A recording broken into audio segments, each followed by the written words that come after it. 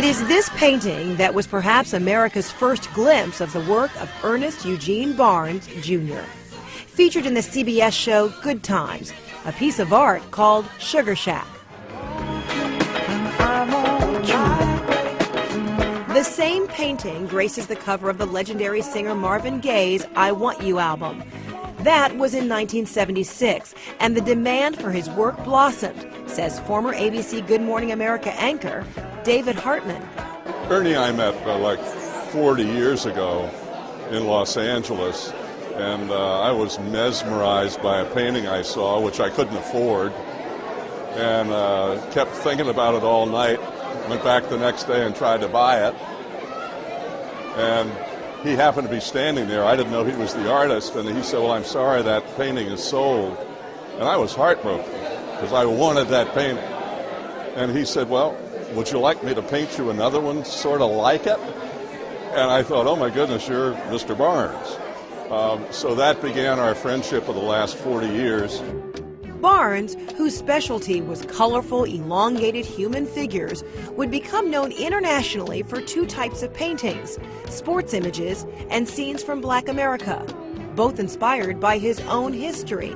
He explained in a 1990s CNN interview. We all have for one thing, the image of the ghetto as breeding only crime, filth, and illiterates.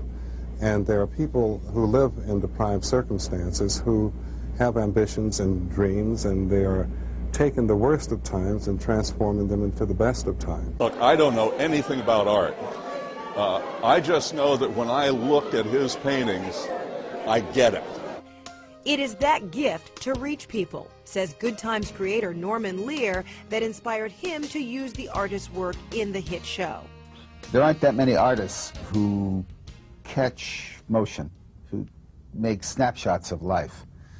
And Barnes is one of those people. The desire to paint sports images came from Barnes's days as a college and professional football player. 6 years as an offensive lineman in the Old American Football League. An artist, he said, trapped in an athlete's body. I know that that was something I had to do in order to get to where I am now. 35-year-old artist Achille Richards says it was Barnes who inspired him to paint. Ernie tried to show the world and show this, what was going on in the world, and I kind of do the same thing with a slight different technique and things of that nature. But he shows the soul of humanity, and I wanted to do the same. That comes as no surprise to North Carolina Central Chancellor Charlie Nelms. He considered himself more of a teacher than an artist, but he taught through his art. And he was able to touch the spirit and the soul of people through his art without using words. He was able to do it in images. And I think that's what made him so special as an artist. 6 months after Barnes' passing, his alma mater, NC Central, held a memorial. Barnes would become one of the most respected artists of his generation, his accomplishments too numerous to mention here. More album covers, art shows hosted by the rich and famous spanning generations, like Ethel Kennedy, Congressman Jack Kemp, Representative John Conyers, political analyst Donna Brazile, and actor Charlton Heston. And in 1984, Barnes was appointed the official sports artist for the Olympic Games in Los Angeles. Later, the 1987 basketball champion Los Angeles Lakers would commission him to paint a piece called Fast Break. The family of actor Will Smith wanted this oil of his two sons. And the list goes on. Ernie Barnes' work crossed all racial, society, educational levels. It appeals to everyone.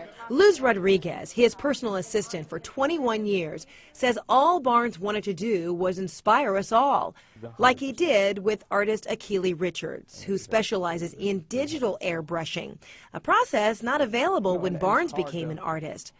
But if it were, it would be breathtaking. Just his use of the human form, it just says a lot. He has a painting called Victory in Overtime. And it's a photo, or it's a picture of a overtime of a football game. And without showing any faces, you can tell the emotion on the different players' bodies by using the body movement instead of necessarily seeing their faces.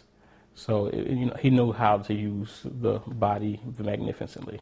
That, another Barnes trademark. Most of his characters cannot see. I tend to paint everyone, most everyone, with their eyes closed because I feel that we're blind to one another's humanity. So if we could see the gifts, strengths, and potentials within every human being, then our eyes would be open. Ernie Barnes, an artist who used blindness to help us all see. Frederica Whitfield, CNN.